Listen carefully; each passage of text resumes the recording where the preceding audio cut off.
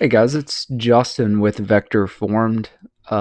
We have recently changed over from CRM builds to vector builds.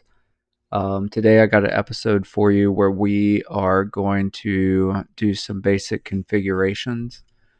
We are going to focus today on creating business hours within the environment, and we're going to look at the state and country setup along with setting up a custom domain.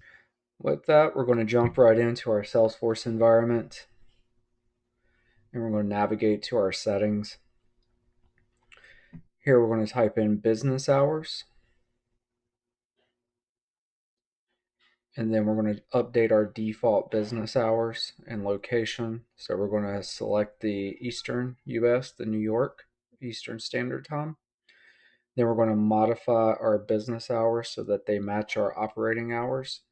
Uh, that has major impacts and ramifications to how your SLAs, your case processing would occur, or your lead assignment rules. Um, Now we're going to configure a Christmas holiday. This again will have impacts to your SLAs and your ability to control when records are modified to users and when certain guidelines are in place for automations and stuff like that to run. Whenever you do like scheduled flows or anything like that, it's going to respect these organizational settings. Now that we have that configured, we're going to work on getting the domain set up. When we go to a domain, we're going to want our domain to be similar to what our organization or our business is. So as you can see up at the top, it's an org farm. I'm going to make this more rational for my organization, which is vector formed. Once I do a check for availability and get the green light, I'm going to save, and then I'm going to go through the steps to have this deployed.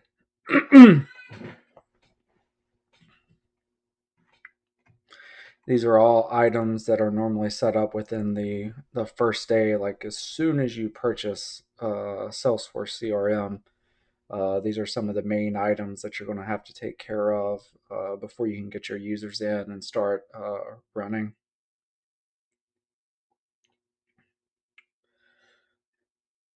We're going to click on deploy.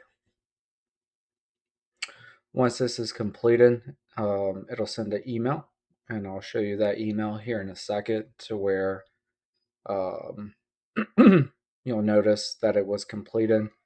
You also see now that in the URL, it's updated to be respective of my organization.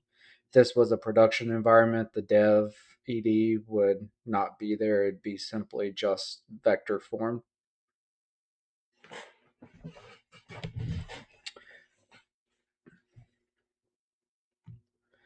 You'll see there's additional policies you can do. Here's the email.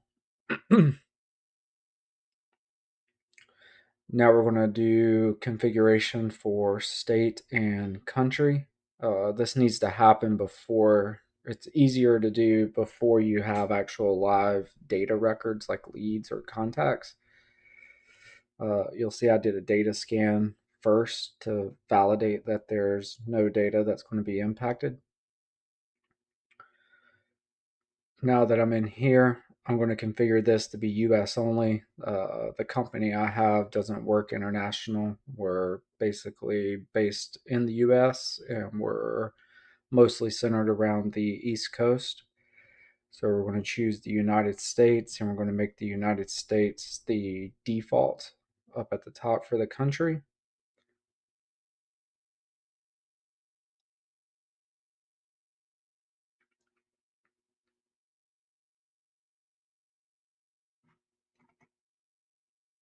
Again, this is controlling for the values in the address fields or the mailing address or billing address fields. Whenever you get those objects stood up, the account, the lead, etc. Now, whenever we'll click into edit, we have the ability to change values here. if we want. So we can, modify state provenance as the abbreviation if we wanted to. We could change the United States as US if we wanted to. That would be configured across the entire org.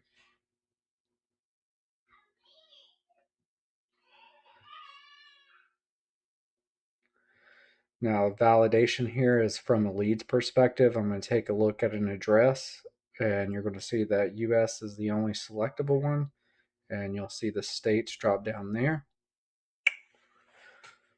So, guys, I am closing out the configurations there for business hours, custom domain, and the state and country setup.